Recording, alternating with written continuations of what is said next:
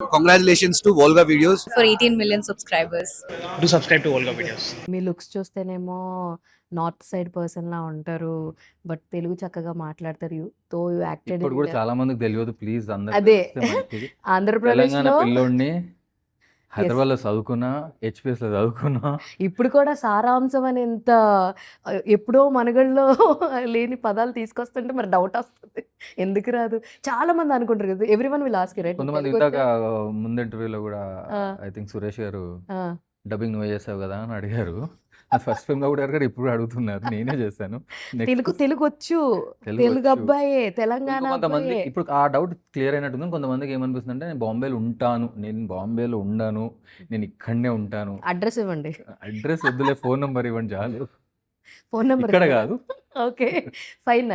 అయితే you worked in Hindi television shows right? Hindi television, Hindi web నుంచి చూసే నా వెబ్ షో చూసి రాజు గారు పిలిచారు కదా, అమెజాన్ ఎంఎక్స్ లో వచ్చిన షో థింకిస్తాన్. ఎస్, అందులో ఈయన పేరెంట్ తెలుసా? నా పేరే.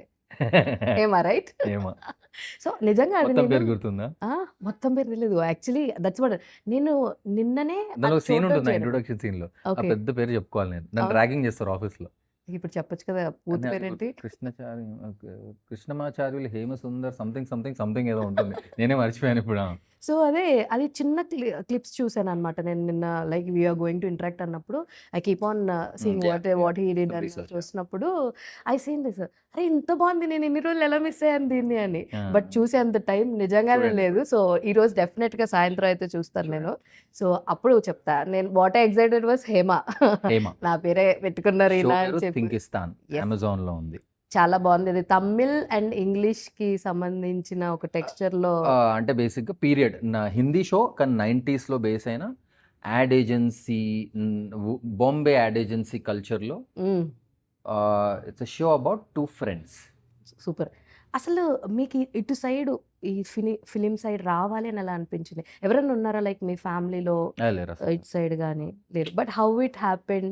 ఎప్పుడు స్టార్ట్ అయింది? మోడలింగ్ చేసినట్టున్నారు కదా? చదువు ఇంట్రెస్ట్ లేకుండే, ఫస్ట్ విషయం అది ఉంటుంది ఎవరికైనా జనరల్గా. ఇంట్రెస్ట్ లేకుండే, ఏదో అలా Okay. మీద మీద అసలు ఏం చదివేవాడిని. చదివారు? నేను 12th తర్వాత గ్రాడ్యుయేషన్ ఏమంటారు దాన్ని, Degree. డిస్టెన్స్ ఎడ్యుకేషన్ పెట్టి బాంబేకి వెళ్ళిపోయాను. ఓకే. అక్కడ నుంచి అప్పుడప్పుడు ఎగ్జామ్స్ రాసేవాడిని. అక్కడ ఎవరన్నా ఉన్నారా పోనీ బాంబేలో? Zero up- zero. అసలు ఏ నమ్మకం తెలిపారు అక్కడికి మరి? వెళ్ళాక అర్థమైంది ఏ నమ్మకంతో వచ్చానని చెప్పి అర్థమైంది అప్పుడు నాకు ఓకే. అనిపించింది అప్పుడు. సో అంతే. ఏం అడిగారు మీరు నన్ను? How you came in to films? So చదువు మీద ఇంట్రెస్ట్ లేకుండే, but I use to play professional cricket, like quite professional cricket. Under-19 స్టేట్కి అది ఆడేవాడినప్పుడు. సూపర్. 16 అండర్-19, దెన్ ప్రాబబుల్స్లో అదంతా క్రికెట్లో ఉండే బేసిక్గా.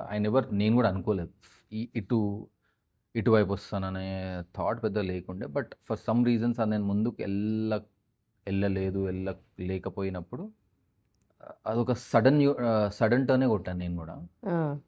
పెద్ద థాట్ అంటే ఏం లేదు, ఏం చేయాలో తెలియక కూడా వచ్చాను అనుకోవచ్చు.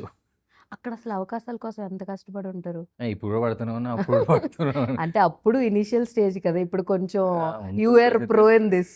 కొంచెం తేడా ఉంటుంది కానీ రెగ్యులర్ స్ట్రగుల్. బట్ ఆ స్ట్రగుల్ కొంచెం అయితే స్ట్రగుల్ ఇంపార్టెంట్. మరీ చేతికి వచ్చినాక కూడా మనకి దాని తర్వాత ఏం చేయాలో అర్థం కాదు మోస్ట్లీ. సో ఉండే స్ట్రగుల్ డెఫినెట్గా ఉండే. ప్లస్ నేను పోయిన టైంలో అసలు హిందీ ఇండస్ట్రీకి వెళ్ళడం అనేది ఐ థింక్ అసలే అన్నోన్ ల్యాండ్స్. అది అప్పటికి మీకు ఫుల్ ఫ్లెడ్జ్డ్ హిందీ వచ్చు? హిందీ వచ్చు నాకు ఎప్పుడైనా, but typical Hyderabadi Telangana mix Hindi వచ్చు నాకు. ఓకే.